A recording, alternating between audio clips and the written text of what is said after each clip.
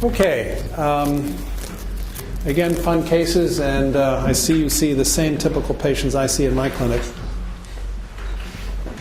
But what I'd like to do today with this talk is to discuss in detail the PSA screening controversy and specifically review the U.S. Preventive Services Task Force, which you could argue was a red flag flung in front of all the bullish urologists out there. And there's been a lot of invective against the panel and what they do and what they stand for. And I thought it was important for us to review that in detail, rationally, rather than just screaming and yelling the way we simply do politics in this country. So, gets back to where did all this start? Again, it started with Tom Stamey. If you notice carefully, it's a marker for adenocarcinoma. Tom Stamey's article noted the correlation between the volume of tumor and the value of PSA. He did not propose this as a screening marker. He basically said, and in fact, if you look at his paper, the PSA range that he's focusing in is about 10 to 200 or 300, and with his pathologist, John McNeil, showed that there was a pretty good correlation between volume of tumor and PSA level. It was Bill Catalona who actually said, wait a second, if this is a marker for tumor, why don't we, as many urologists had before him say, use this as a screening test for prostate cancer, and began recommending using it not just as a test as a single time, but stating we should in fact be screening on an annual basis, and what was a rationale for the longitudinal is if you screen more often, you find more cancer. And again, I know Bill well, and many of you know Bill. And that was satisfactory. The fact that we found the cancer was all the proof you needed to support PSA testing. Because by definition, we all knew cancer is bad, and by definition, we knew all cancers lead to death. So therefore, what could be the problem? Just so we know, when we talk about PSA testing, these are the facts in 2000 and 2005 as best we have it, who actually gets tested. And those arrows I pointed, I'm jumping the gun a little bit, this is where the ERSPC trial focused on the age range of 50 to 70. As you can see, the bulk of PSA testing in this country is still in the older crowd. But let's talk about screening, because this is where the training of an epidemiologist and the training of a urologist markedly goes in different directions. This is a little schematic. Both of the axes are time. The x-axis is aging. We all get older, and eventually we all die from something. That's one of the few facts we can all agree on. The y-axis is also a time axis. It's a time axis of disease, where disease goes to potentially a point where it could be detectable by a marker such as a PSA test. Given more time, it eventually becomes clinically detectable. And back in 1980, when I was at your stage, I'm talking to the residents now, men presented with bone pains, decreased appetite, weight loss, the classic symptoms of metastatic disease. And given enough time, men will eventually die of their disease.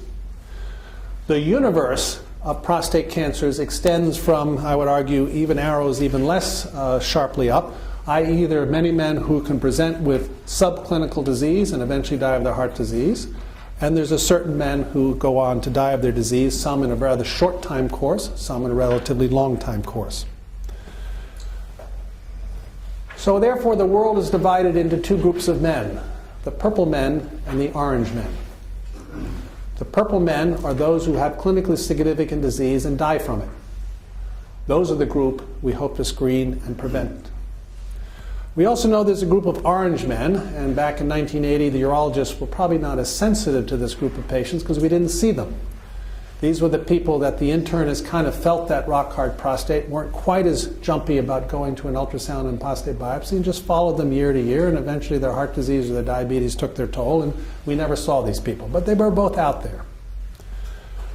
What happens when you take a test which is much more sensitive than your finger, i.e. the digital rectal examination, and implement it on a mass basis? You dramatically increase the pool of patients. But you dramatically increase not just the purple men, you also increase the pool of orange men. The controversy that has raged over the last 20 years is, are we fundamentally finding mostly purple men with screening or orange men? Let's take it one step farther. There's a window of opportunity in these courses of disease.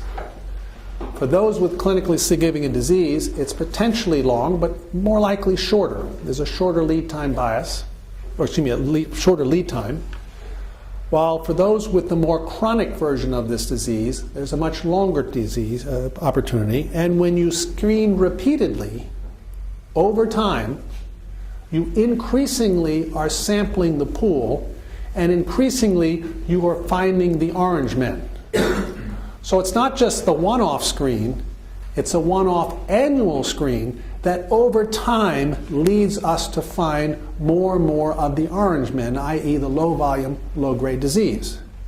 And anyone who has lived through this era has kind of sensed that. When we started PSA testing, we were finding the Gleason 7s, 8s, and 9s, and we never heard of a 1 or a 2-core positive Gleason 6 disease. While increasingly, we're seeing more and more of these. This isn't just happenstance. You could have predicted this.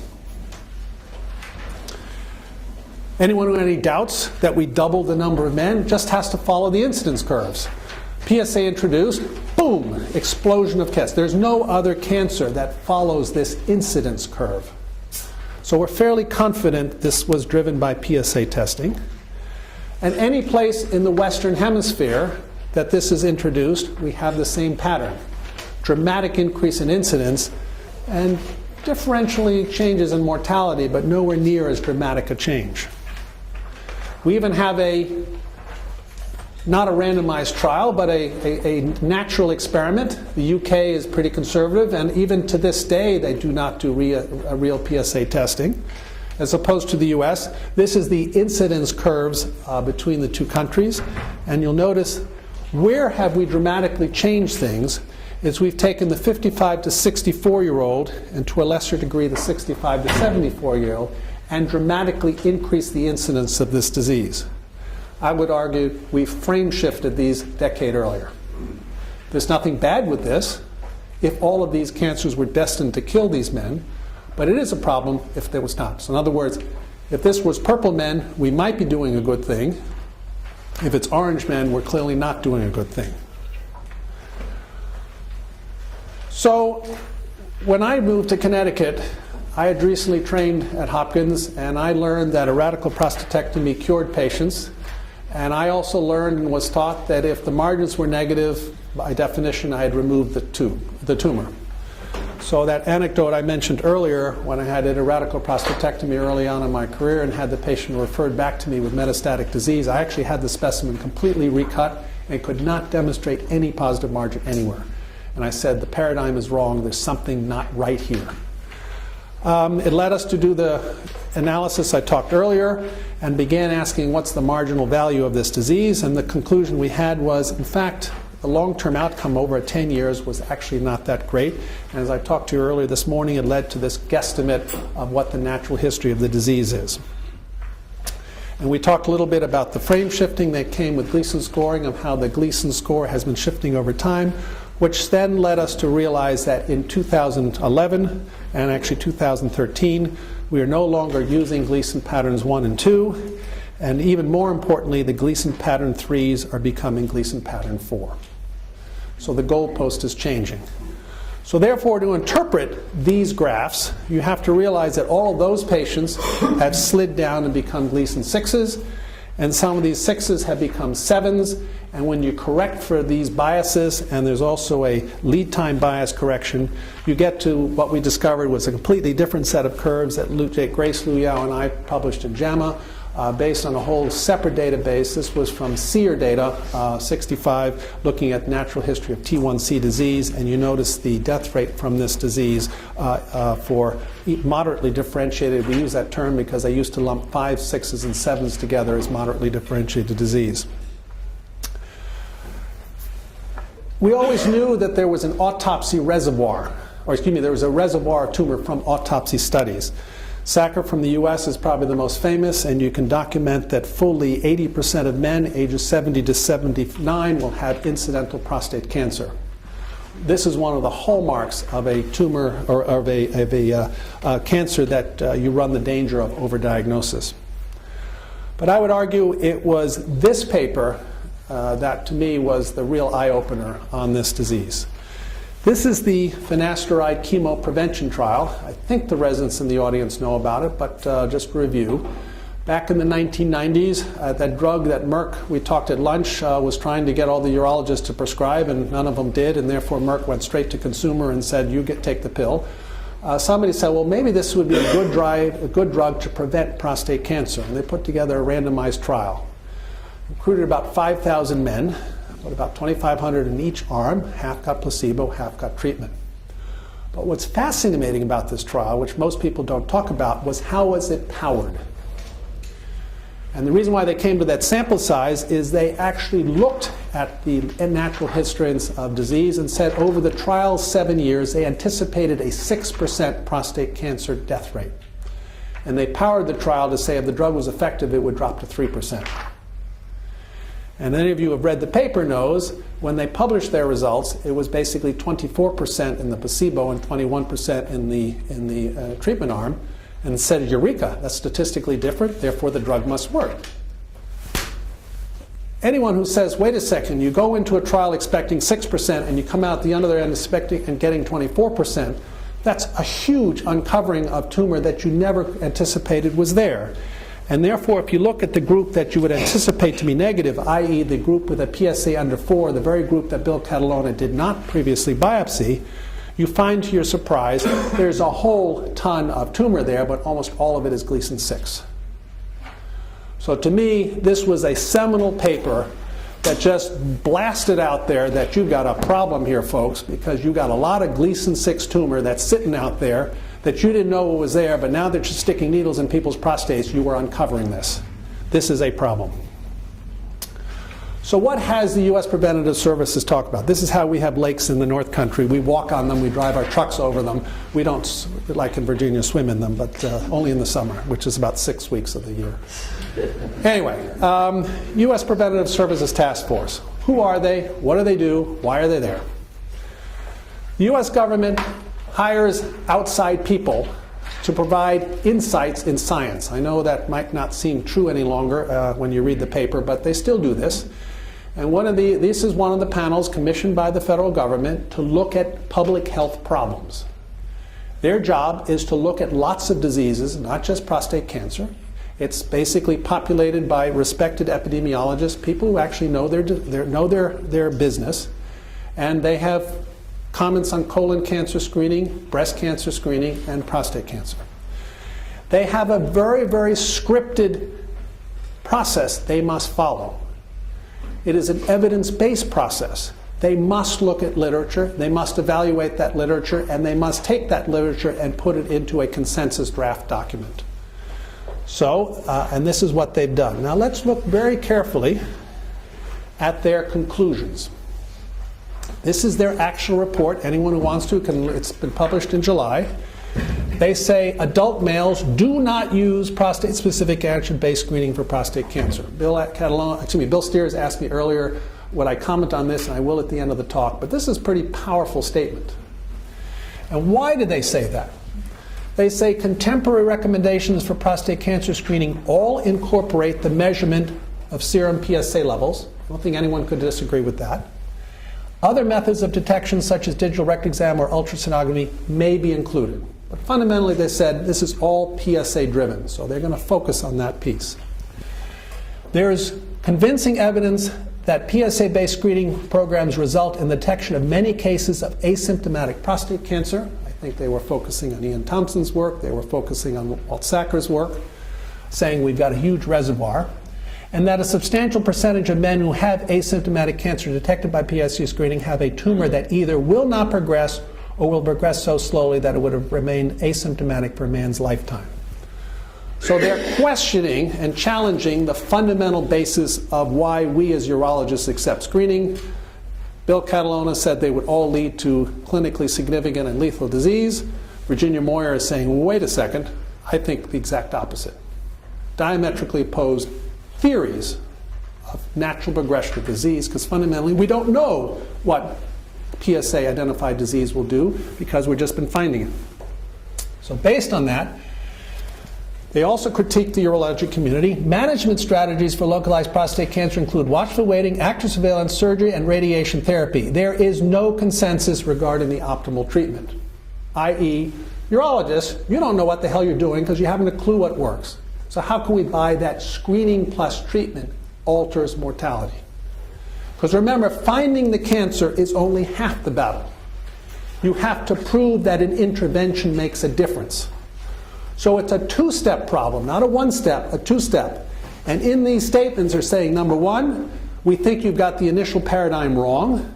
And number two, even if you have it right, you have no evidence that says your interventions make a difference. It goes even worse than this. Balance of harms and benefits, because fundamentally the way all the task forces look say this is a public health intervention. You are taking perfectly healthy people, or perceived to be perfectly healthy people, and intervening. The ethical bar must be much higher because you're balancing risks and benefits. So what do they say?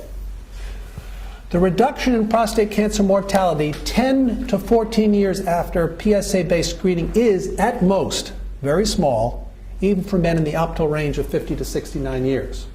So they're saying they'll concede there might be something here. And then they go on to say, however, the harms of screening include pain, fever, bleeding, infection, transient urinary difficulties associated with prostate biopsy, psychological harms, overdiagnosis. Harms include erectile dysfunction, urinary incontinence, bowel dysfunction, etc., and we saw a perfect case of that explored just about an hour ago. So they're saying, folks, you're doing more harm than good. Public health says that's not how it works. You've got to do more good than harm. So let's walk through these a little bit. What were the 4 questions the panel asked? Does PSA-based screening decrease prostate cancer-specific or all-cause mortality? Does it do what you say it does? Very rational question. You can't argue this. Second, what are the harms of actually administering the test? Very reasonable question. What are the benefits of treatment of early stage disease, i.e., because if you find it early, you better have something that makes a difference, otherwise you're wasting everybody's time and money. And finally, if you are intervening, is there a downside? Are there any harms? These are the 4 and only 4 questions they were asked to address. So let's walk through the evidence. Does screening decrease cancer or all-cause mortality? Well, they actually quoted 6 trial because they had to, and this was critiqued by a number of urologists. They included the Norrköping trial. They included the one from Quebec City. They equally dismissed that in the report. It had to be in there, though, because it was scripted, and if you do a formal literature analysis, those trials will fall out. But they agreed. They're crap. So they focused fundamentally on the PLCO trial and the ERSPC trial. So let's look at the PLCO trial. What is the PLCO trial? Well, it involved 76,000 men, 7 years of follow-up. They invited men for screening. They screened one group annually with PSA tests, and the other group was allowed standard of care, whatever that was. The problem is, from when they designed the trial, from when they actually implemented the trial, it came out what we call rogue or pervasive or random screening had become much more prevalent. So at the end, the contamination rate of the control arm was much higher. In fact, some men invited for testing had already been pre-screened. And this is heavily criticized. And they're right. But the screening arm still found more cancers. So there was an effect on the incidence curve of testing annually. You can't dismiss that. The curves show it. But the event rate, which is what a statistician says for the number of deaths from prostate cancer, was remarkably few. When you look at it, after 14 years, we're talking about 99 deaths, or 94 deaths. Remarkably few. So what happens is, from a statistical point of view, you've got too few events, probably because you were screening that heavily pre-screened group that's already had 1 or 2 tests. We've ruled out the worst forms of this disease, so we're getting the more indolent forms of this disease. And we now have an underpowered trial. It's negative. You can't completely dismiss that, and we'll come back to this a little later. But the biggest criticism of anything I have of PLCO is it's underpowered. What about the 7 years? That's short. We'll get to the time frame too, but I've talked to Tim Wilt about the time frame, and he would argue, in fact, the reason they publish now, the statisticians extrapolate out based on the event rate, they said they were unlikely to see any statistically significant difference by 15 years. So when this was published, they already knew, based on the events and what the happenings are, based on the power they had, they weren't able to show anything at 15 years later. So you could argue they shouldn't have published because it was underpowered, or they should have made a bigger difference, but fundamentally it is what it is, and these are the problems with the trial. Anyway, this is the one everybody really focuses on, the ERSPC trial. Now the way it's written, you would think it's one trial. It was published as one trial, but technically and correctly, there were 7 different protocols. So it's a meta-analysis of 7 trials. Because not everybody recruited the same way. The Finns, for example, separated their population and then sent invitations out to the group that were included in the screening arm. The Dutch invited you to participate, and only the people who agreed to participate actually were included. So one is a population-based trial, basically one approach. The other is a healthy volunteer trial. In addition, you have the Dutch screening every 4 years. You have the Swedes every 2 years. The entry criteria differed slightly. Some had initially 4, then it was dropped to 3, the number of cores that were done. In other words, unlike the PLCO trial, which truly was one trial because everybody followed the same protocol, the ERSPC, there were 7 different protocols. Subtly different, but that's a very important statistical issue. This was the report in their initial publication, and what the U.S. Preventive Services Task Force picked up on was there is no difference in all-cause mortality. ERSPC say, wait a second, foul. We were never designed from a power point of view to show a difference. And they're absolutely correct, because the sample size you need to show an all-cause mortality difference is huge. However, ERSPC goes back again and said, yeah, that might be true, but you're dead on one. I mean, 0.99 with a confidence interval that swings on either side almost identically says if there's an effect on all cause, it's pretty subtle. From their point of view, it's not good enough to say you didn't die of prostate cancer, end of story, because they said, all right, you didn't die of prostate cancer, but you died the next day of heart disease. You haven't, from a public health point of view, extended life substantially. A different perspective than urologists carry, but equally important and equally valid. More importantly, you notice in this original report that if you had excluded Sweden, this study would have been technically negative. So already Sweden appears on the horizon. We'll come back to that in a moment. A couple of years later, the 11-year follow-up, which was the one that most of the urologists really cheered and said, ha-ha, we've finally shown this really works. You can see, look, any idiot can see these 2 curves are separating dramatically. This is proof. What more could you ask for? All right. However, if you look at that exact same data and look at it from, instead of the relative efficacy, you look at it from an absolute perspective, this is what you see. Basically, in the control group, you see a certain number of 6% of men identified with prostate cancer. And the screening arm, you see 9.6%. So yes, we are finding more cancers. But when you ask the next question and say, exactly what cancers are you finding? You find that the number of high-grade cancers are roughly the same, and the vast majority of additional cancers are the Gleason 6 tumors. Specifically, difference between 2.5% and 5.8%. So yes, ERSPC finds more cancers, but it's finding more of the low-grade cancers, which we are less sure about will ultimately cause death from this disease.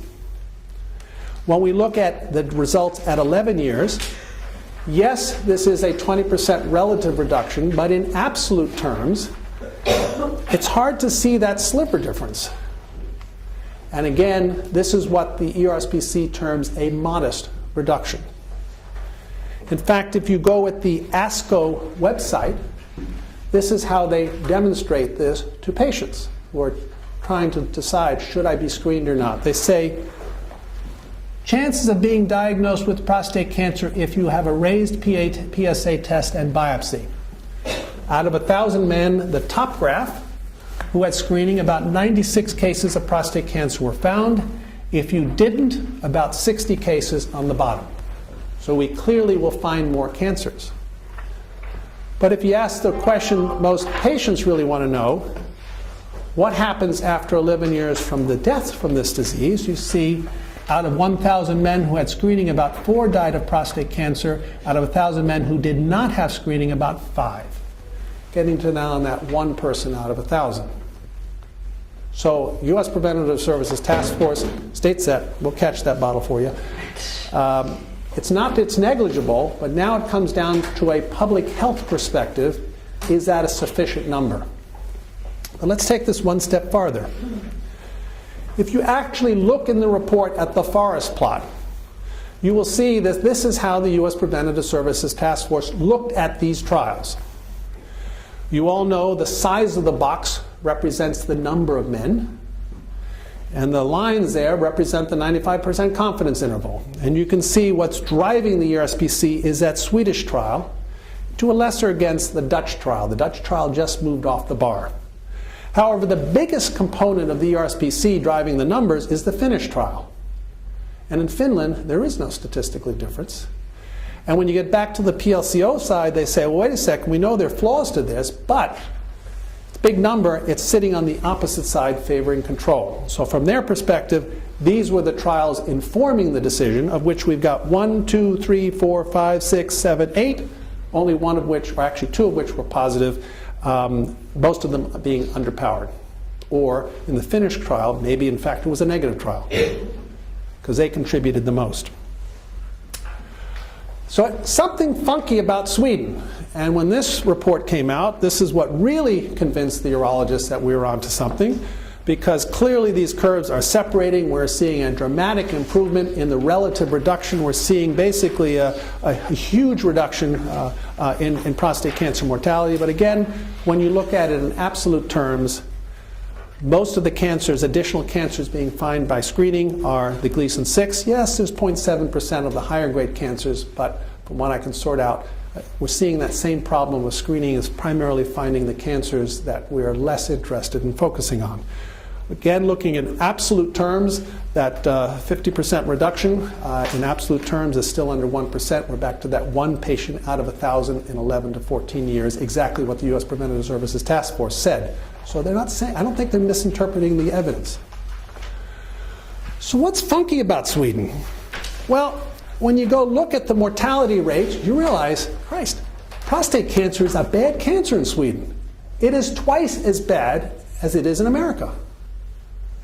In fact, it's much more akin to what an African American experiences in this country than a Caucasian in terms of how bad it is. Not so much the young guys, but that 65 to 74-year-old crowd, the mortality rate per 100,000 is easily double. Who knows why? But it is. That's important because the prevalence of bad disease affects the performance of the screening test, and therefore you expect it to work better in Sweden, but less well in the US, precisely because of the prevalence problem. When we look at this worldwide incidence, we see where are the most, what's the most commonly diagnosed cancer? Well, I'm sorry, but we have to take it. You haven't published this yet in Journal of Urology, I don't believe. Bottom line is the purple represents the incidence rates. You'll notice the highest rates in the world are in North America, South America, Australia, and Europe, partly because we screen the most. But what in terms are the leading cause of cancer death? That's the blue. Lung cancer kills people far more often, except in Sweden. But prostate cancer is a bigger killer than lung cancer. So there fundamentally is something different about Sweden. I don't know if it's the herring or what it is, but there's something funky going on there. When we look at the international variation age-adjusted prostate cancer incidence rates, you can see death rate per 100,000, getting back to the fact that the incidence rates are fairly comparable. But again, the death rate from prostate cancer. The tan is much worse than the blue. So again, men are dying of prostate cancer per 100,000 more frequently, especially in Scandinavia, than the rest of Europe, which is still higher than the US. Don't know why. These are good, solid epidemiologic data, but it drives to the heart of, can you generalize a European study to the US setting, because you would expect the performance to be less, not more. Another critical point. So this is the foundation, and these are the only studies that drove the first question. So as you see, the U.S. Preventive Services Task Force says, yeah, we'll agree, it lowers mortality, but it's modest. And they even said so in their report. So then they said, are there any harms to PSA screening? And the urologist said, there are no harms. How can there be? Well, you're right. But they said, wait a second, 3/4 of the biopsies you do to people come up negative. Well, that might not be considered a harm from the urologist's point of view, but the guy being stuck is not so happy, and the U.S. is paying for all this. Somebody's paying for all this stuff. 12% received at least one false positive results after 3 rounds of testing. 3.5 men developed a fever. Yeah, we all go, pfft. But then the number requiring hospitalization begins to get our attention, and if you go again to the ASCO website, this is how they inform the patient who's making a choice, saying, yeah, it's not trivial. You might have a complication requiring a hospitalization. But I agree, I don't think that's the overriding concern. The biggest issue, or the bigger problem we face, and again what the U.S. Preventive Services highlighted is, all right, we'll concede you can find cancer, but tell me now, what evidence do you have that your interventions make a difference? Not an unreasonable question. In fact, any pharmaceutical company who wants to license and produce a drug for use in the U.S. must demonstrate efficacy. Otherwise, they can't sell it. We are not subject to the same standard. So what evidence is there? Again, fairly modest. We have the SBCG4, and for the astute residents in the back will say, wait a second, that's not a comparable population. They're exactly right. 90% of these men were somehow identified clinically. Only 10% were the result of PSA testing, but I could argue they probably had more advanced rather than less advanced disease. When we look at the outcomes curves, we see that, in fact, the benefit, for whatever reason, only seems to apply to men under age 65. When you look at the over 65 crowd, and I think the next is a circle, there is absolutely no difference from the group who selected watchful waiting from those who got surgery, both in the overall survival from the prostate cancer or in the instance of metastases, there might be a little separation. This to me is very puzzling. How can a intervention seem to be age dependent? Don't know. But in fact, there is something going on here. But yes, it does seem to have an impact on the younger crowd. This, unfortunately, was the U.S. Preventive Services Task Force was aware of the PIVOT trial, and so they, in fact, included that in their analysis. And I think everybody has seen the PIVOT trial, and we can critique the PIVOT trial as being, it's older men, it was VA, it doesn't apply, blah, blah, blah. But when you look at the forest plot, and this is where I think we're getting the hints, because again, we've got a poorly powered trial. But when you look down there, you'll see that the places that observe observation are those men with low-risk tumors. And the place that you seem to have potentially the biggest effect in terms of preventing death from prostate cancer, which is, I think anyone would argue, getting a radical prostatectomy doesn't prevent you from all diseases, it just prevents the prostate cancer. The people who seem to benefit most, Tracy, exactly is the high-grade disease, and I think this trial, among many, has begun to shift the paradigm of moving from treating low-grade disease to high-grade disease. As I said, this is all we got, but I'm very pleased to say that the PROTECT trial, I think, will be coming out in 2 or 3 years. It's a journal that you will have to review when you get to Journal Club in 3 years from now. But this is all the evidence the U.S. Preventive Services Task Force has regarding surgery. When you go to radiation, the story's even worse. When you ask, is there even one randomized trial comparing radiation to placebo, there fundamentally are none. And the strongest trial out there is the SBCG7, where Anders Vidmark published, which he doesn't compare it against placebo, but he does have radiation in one arm and hormonal therapy in the other. And he does demonstrate a survival advantage for those men who received hormones plus radiation, as opposed to hormones alone. So this is the first proof that we have that radiation adds value. But fundamentally, is this a group of screen-detected T1C tumors? Absolutely not. This is a more advanced group. This is equivalent to the SBCG4 crowd. So can you clearly extrapolate this event to the U.S. situation? I would argue you're on very thin grounds, but the U.S. Preventive Services has no other evidence. So they're saying, wait a second, if you want to treat prostate cancer with radiation, show me something. Show me anything that demonstrates it makes a difference, other than a case series analysis, which we all know is not satisfactory evidence. All right, so I say, well, if it's shaky on the upside, we might accept it if there's no downside. And they go, whoa, we got some downside problems. And I won't even begin to quote the reams of literature. I just picked out Marty Sanders because it made the New England Journal and I think was a pretty darn good study, talking to the survivors. And we all can document the classic problems with urinary incontinence, impotence, and bowel dysfunction. I don't think anyone can deny there are potential harms. So when you put it all together, and you're on that decision table, again, taken directly from the report, let's walk down and see, is it really as outrageous a statement as has been claimed? They start by saying, why not screen for prostate cancer? And right on the start they say, screening may benefit a small number of men, but will result in harm to many others. Now that's you could argue that's a weighing the evidence, and we might disagree, but let's walk a little further and see, because they're going to take and quantify these concepts. A person choosing to be screened should believe that the possibility of benefit is more important than the risk for harm.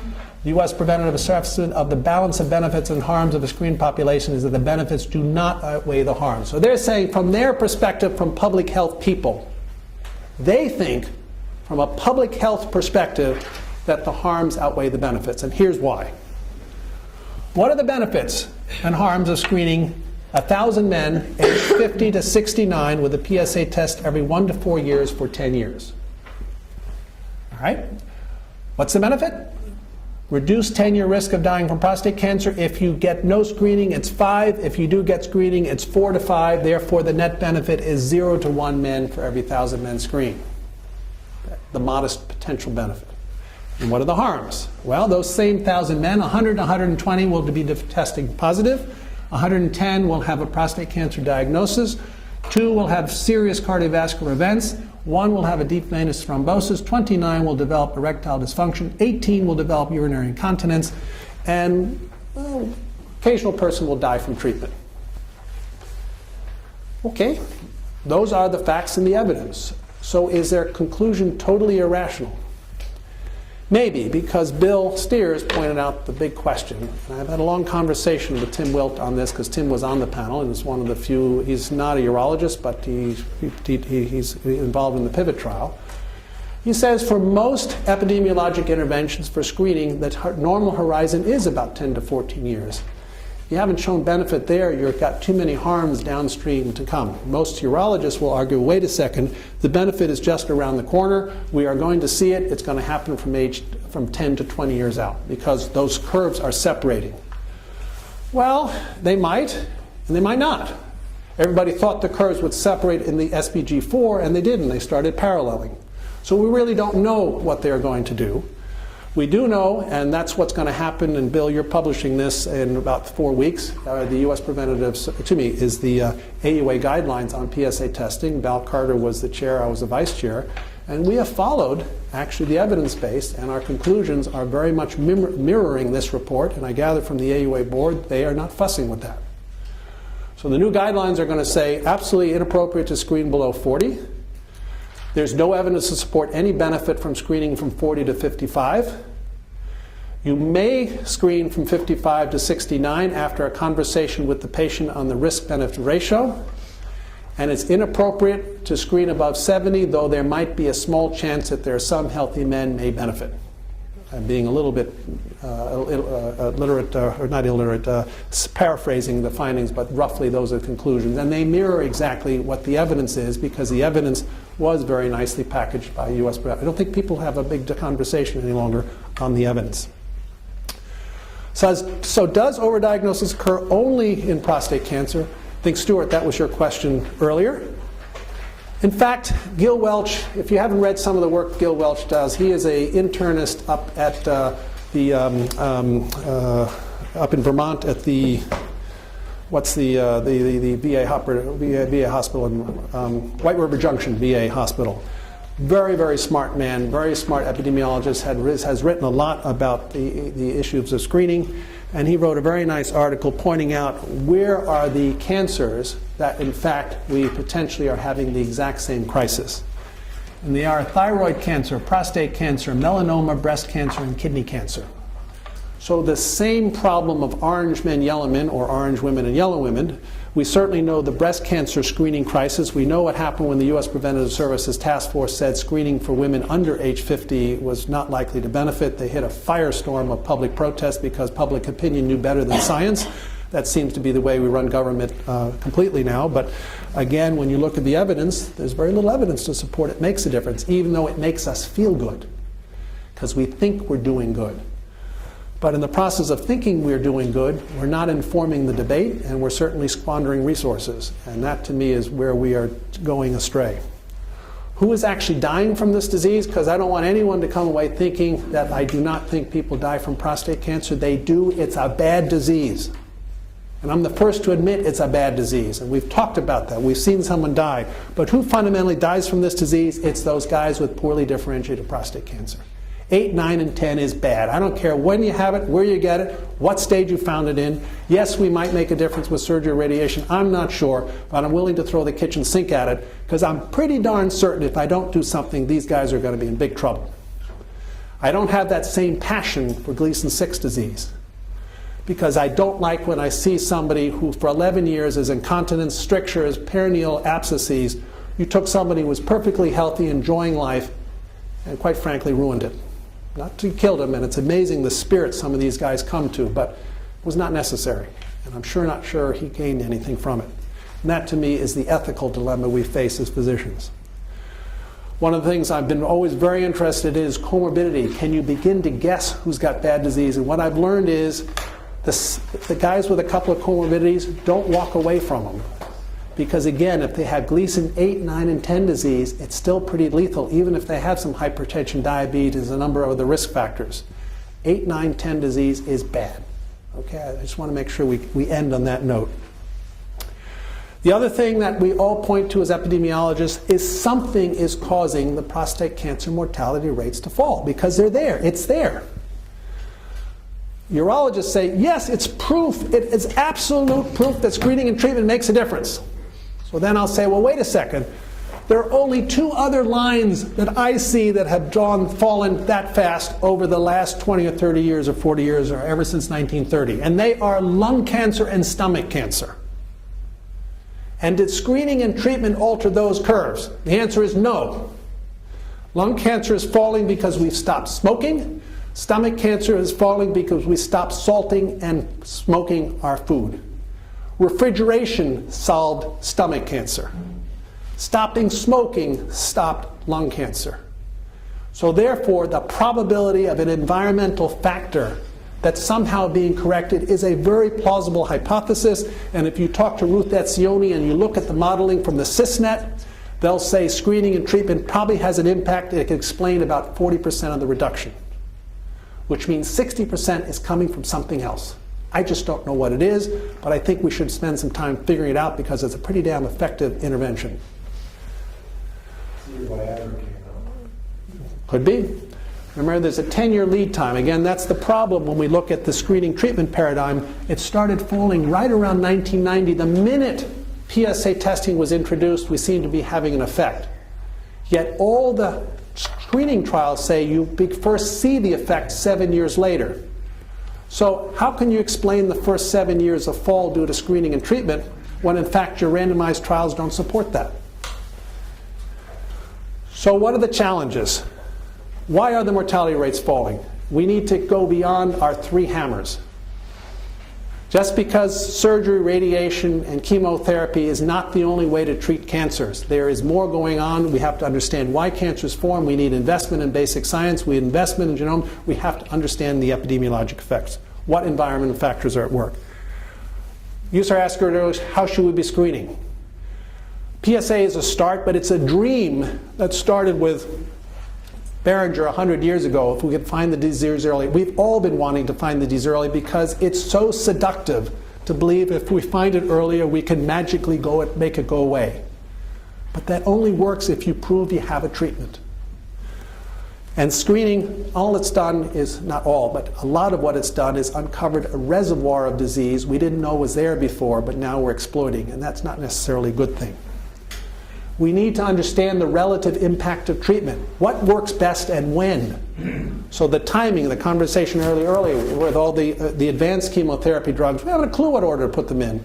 Right now, the reason we do surgery, radiation, and chemo is in part because it's the easiest and is least likely to lead to morbidity, which is a rational allocation, but it's not based on what actually makes the biggest difference. We need to explore different treatments. The directed localized disease, as Bill was talking about, the whole focal therapy. Is our imaging tools the answer? We are definitely beating on this one. But eventually, in my mind, will we be able to identify the men destined to have clinically significant cancer? Because that's the critical one. We need to know the guys who are the purple men, identify those purple men, and find something that makes a difference.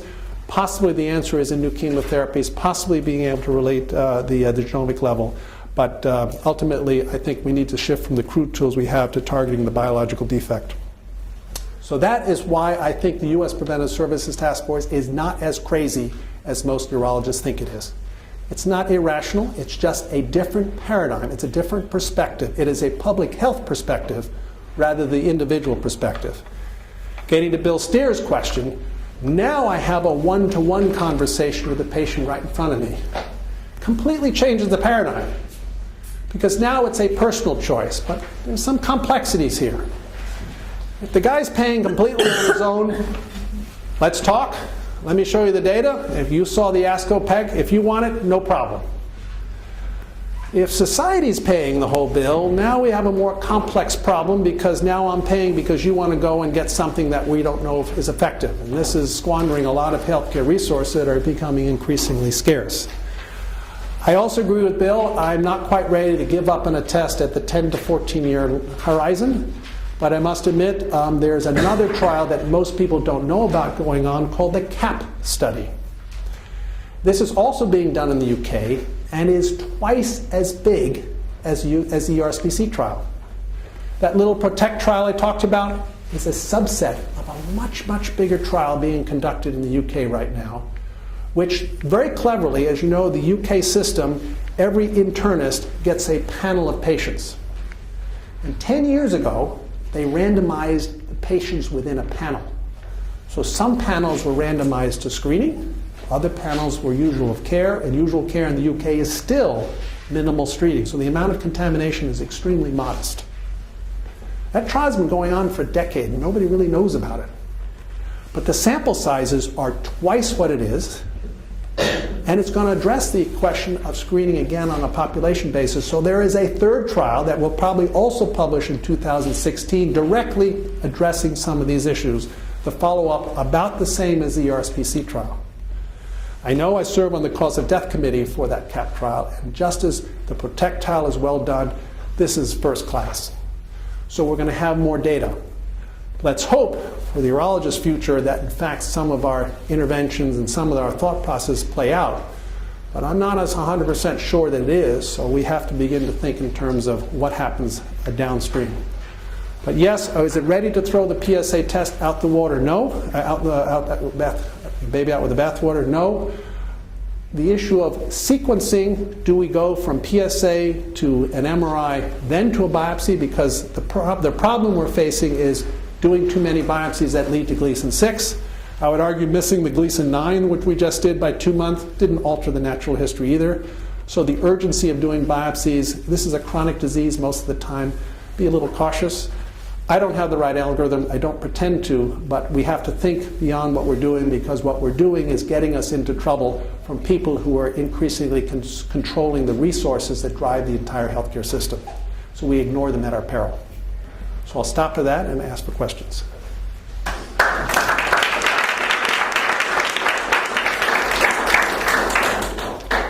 the task force figuring morbidity from the treatment, do they figure in morbidity from the disease? What you're asking, which most urologists critique them, that the 2 years, 3 years living with castrate-resistant prostate cancer carries a certain downsize. And no, they did not. But it goes back to that fundamental question. Does screening and treatment truly prevent a lot of those episodes? We don't really know. Because if it doesn't alter the death rate from prostate cancer, is it truly going to alter the number of men with downstream morbidity? The answer is yes, if a lot of people die of heart disease but suffered end-stage prostate cancer for a while. It doesn't if all those end-stage people eventually died of their disease. But to answer your question, it was addressed in the analyses. It was felt that the data was basically too squishy. In other words, we didn't have good evidence to address that problem. So the answer is mortality is a much cleaner endpoint and therefore crisper for an analysis. So the analysis only looks at prostate cancer mortality. That's my point, because so many people live a long time with the morbidity of the disease. I would argue yes, but then we can talk about how do we measure that morbidity, and is it as morbid? I would argue the guy with the incontinent who we presented with the stricture, given that choice and allowing my disease to present clinically and going on hormonal therapy, if I had a choice, I'm going the latter route, leave me alone, and when I have real disease, put me on the hormonal therapy. I understand that, and I'm willing to pay that price. I'm not willing to pay the other price. Other questions? Sir? I was at a talk about, you mentioned Val Carter earlier. Yes. He was just talking about the incidents and actually saving lives. And I don't know what data he used for this, but he said if you give all the information to statisticians about diagnosing, screening, and treating prostate cancer, it costs about $5 million to save one life. And any comment about that? Or? I haven't done the price calculations. I wouldn't be surprised if the numbers out like that, but ultimately that's not how the U.S. Preventive Service is not charged with that, and it's too politically charged to even do that.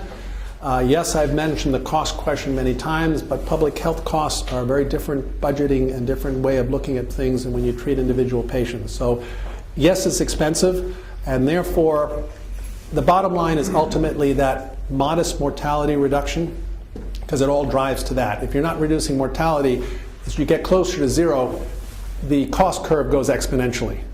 The more you inflate the mortality difference, the more the cost rapidly drops down and becomes affordable. So if you look at it from a nice perspective, and that's not nice as a nice, it's the European or the British version of how they look at healthcare dollars. If an intervention costs more than $50,000 per life year saved, it's already being knocked off as being too expensive for the public purse. Meaning the private purse, if you're wealthy enough, you can get your Sipuleucel C.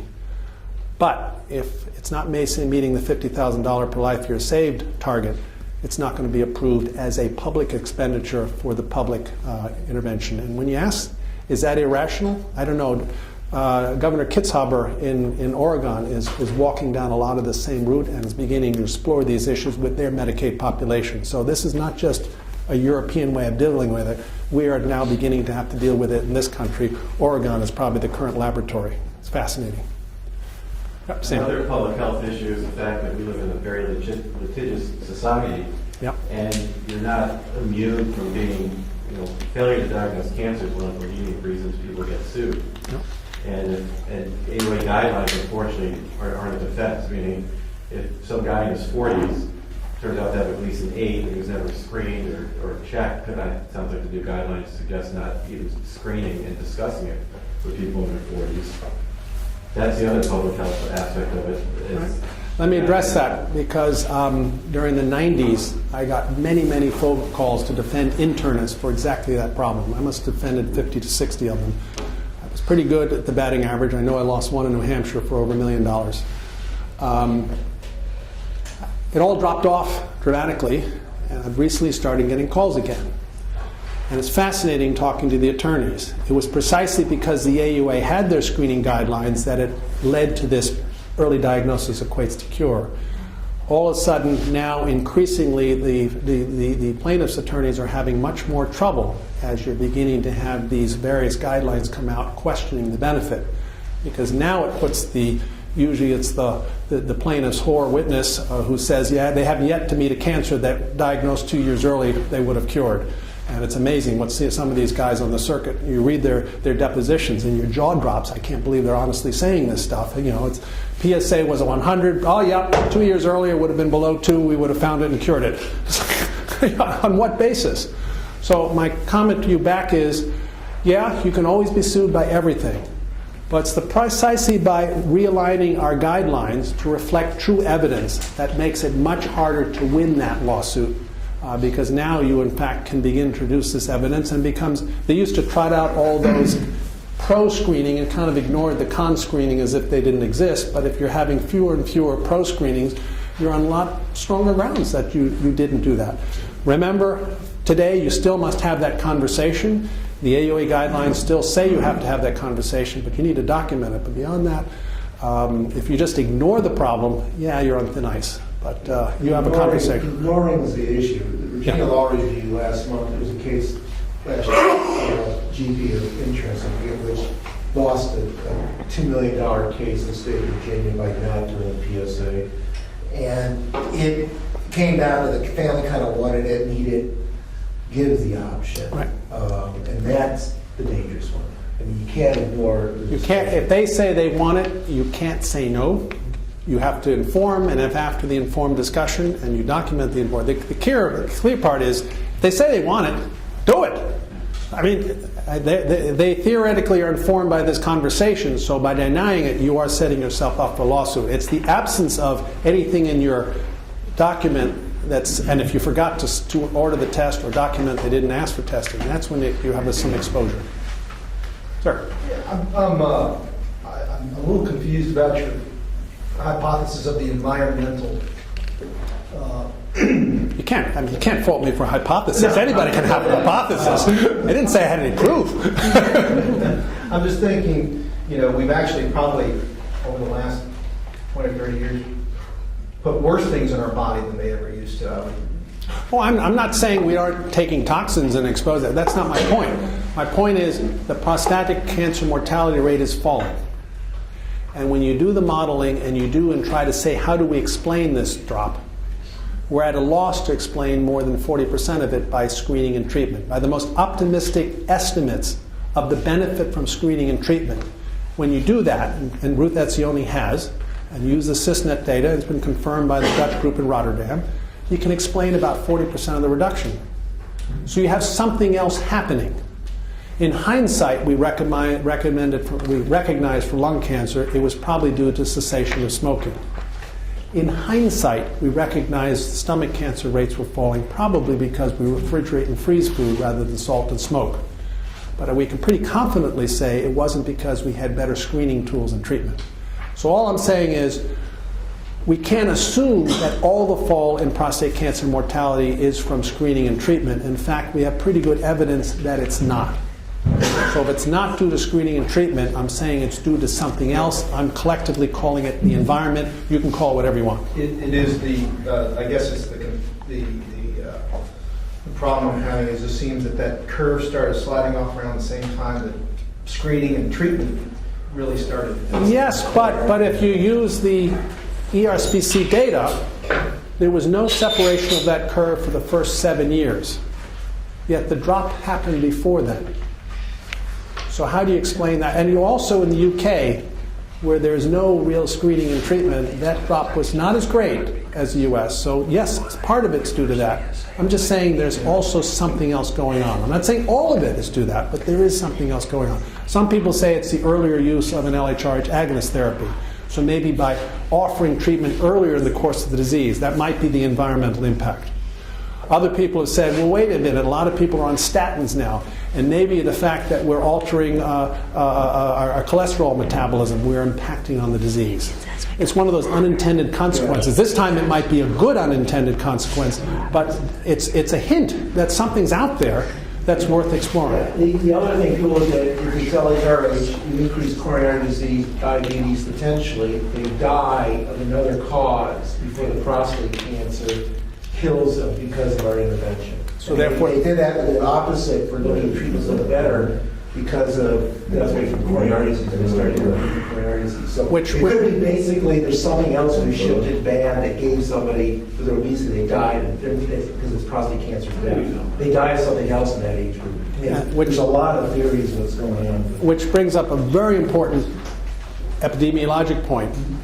Cause-specific mortality is a much, much more difficult term than all-cause mortality. Nobody will disagree. If you die on February 12th, you died on February 12th. There's not a lot of conversation. But what you died of, that's sometimes pretty tricky. I sat on the PLCO. I was chairman of the PLCO Cause of Death Committee, and I can tell you there were at least 10% of cases where you hadn't a clue whether it was the colon cancer, the prostate cancer, or some other heart disease that killed you. Also, what do you do with the death that happened 2 months after the radical prostatectomy from some coronary event? Was that intervention related, or was it just a natural history of heart disease? So some of these causes, and that's why it's so important to have a cause of death committee that's blinded to what arm they're in, and the CAP trial has done an extraordinary job doing that. PLCO did a pretty good job too, because it drives to the heart of your outcome, which is critical. So we have to remain blinded because otherwise we could be biased in the way we allocate. But there are two issues that you have to worry about. Intervention-related death, i.e. if you didn't have the radical, you wouldn't have had the pulmonary embolus. So do you count that as a bad thing for screening, or do we ignore that? Well, the most urologists would ignore it, but the epidemiologists say, wait a second, that guy would have been walking around hadn't he done that PSA test. Well, how far out do you do that? That heart attack at 3 months, is that still intervention-related? 9 months out? Well, we kind of say no, but you can see how there's a little bit of an arbitrariness, and I'm not saying that's just inherent difficulty in doing these studies, but that's why the cause-specific mortality outcome as a metric is trusted much less by the epidemiologic community than it is by the urologic community, who thinks that's the only thing. If we can just prevent prostate cancer mortality, we have saved the world. Well, the rest of the world doesn't look at life that way. Yet that's what we see. And it's that disconnect that sometimes have urologists and the rest of the world not seeing the animal the same way, and leads to the passionate conversations that you hear around the urologic circles. Sir? Just a couple of, you make a compelling case, so I'm not questioning anything that you said, but I still, when I read the PLC, when I read this Protective Services Task Force, couldn't help wonder if that there were several clues that they may be agenda driven in the first place. And so I still wonder, even though, I understand what you've said here, but, why people like you weren't involved or asked to be involved. In fact, no urologist was asked to be involved. And obviously there are people that are not biased that are urologists that are looking for the science. You're one of them. Maybe you're the only one, but let's just say that's the case. Why didn't they ask you? And do you think that this was an agenda-driven exercise? Two separate questions. It is a task force looking at all diseases. Remember, they go from disease to disease. So I might be expert in prostate, but I don't know crap about colon cancer or cervical cancer or anything else, because fundamentally we're not trained as epidemiologists. So it's a task force that doesn't change as it moves from the disease. It's a consistent group of people. Well, if that is indeed the case, then if they're just looking for the answer in science, why make a draft recommendation with public comment and then pull them back when it came to the breast cancer recommendation? Now we get into the intermix of politics, government, and science, which is a very toxic mix. Because, quite frankly, the female, breast cancer defenders, or whatever you want to call it, just louder and noisier than the prostate cancer defenders. But does that make the science any better? Does that mean that people who believe in creationism, if they shout loud enough, which they do in some states, we have to change the textbooks? Well, but I mean, but that's essentially what we're talking about. If you're willing to pull it back because of pushback and noise, does it delegitimize your arguments in the first place? It does to a certain degree, and I know the U.S. Preventive Services Task Force were very, very hesitant to pull those back. In fact, you could argue they didn't really pull them back in the sense they just weren't enforced in any way, which basically nullifies them, or they were basically tossed to the side as saying a bunch of crackpots put them together, so just ignore them. And who knows, that might be what the U.S. Preventive Services Task will happen now. It's not having the same resonance, though, as the breast cancer discussion, and I'm not sure why. I think in part is because breast cancer kills much younger women, Right. and you see a beautiful woman age 30 dying of prostate cancer, of breast cancer. It doesn't come quite the same way as the 80-year-old guy dying of prostate cancer, and it just doesn't resonate the same. It's like when kids in Newtown get shot at 6, it resonates more than when you blow up a couple of older people in some other mall in Virginia. I mean, it's the emotions of how we deal with, it's the same happening, same fundamental problem, yet when you change the victim, somehow that changes the discussion. That's a fact of politics. The agenda-driven is actually a more interesting question in my mind. If you notice in Obamacare, and I'm not using that as a negative or positive, I'm just using to define the potential new healthcare paradigm, as we move towards effectiveness, in other words, healthcare spending based on data or evidence, you begin to go on those ratings. And evidence-based healthcare is in the law that says if you don't make at least a B grade, they might not pay for it. Prostate cancer screening got a D grade. And even if you upped it to a C grade, which many urologists were really pushing for, it still wouldn't make the political bar if that stuff gets implemented. That's the politics. My message to the urologic community is you can tell those guys that they're a bunch of idiots, they don't know what they're doing, they need more of us on your panel, but in the end of the game, we're running out of resources as a country, and when you're running out of resources, you begin to ask tough questions. Where's the biggest bang for the buck? And they're looking for the bang here, and they're not seeing one. They're seeing a little poop at 1 person per 1,000. And that little is not enough to put all the money in. And that little bang is happening at age 80 rather than age 40 for the women for breast cancer. This is a problem for us as a urologic community. We can't run from it, because if we do, somebody else is going to take that authority away from us from treating this disease. And how do they do it? Well, they won't in the middle of the night, I can promise you that. No, but if they but if they stop paying or dramatically lower reimbursement for radiation or radical prostatectomy, that's effectively doing the same thing. Right.